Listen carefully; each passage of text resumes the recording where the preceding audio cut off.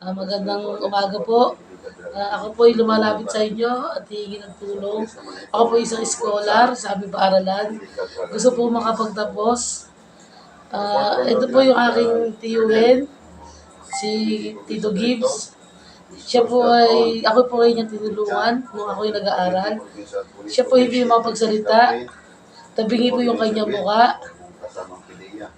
Siya po ay may cancer. At ngayon po ay siya ay kalbo na.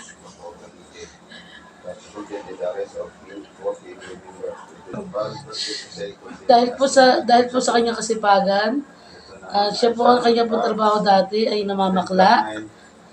Marami na po siya naging sakit. May HIV po siya.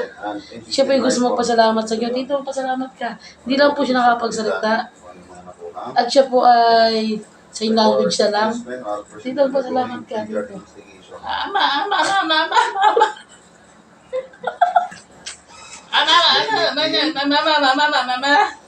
Dito, pasensya na po kayo, hindi niyo po maintindihan. Kasi nga po, sa kanyang sakit, ang kanya pong kanang kamay ay minsan ay inaangat niya, naninigas. Yung kanya ulo ay iniikot-ikot niya. At dahil po,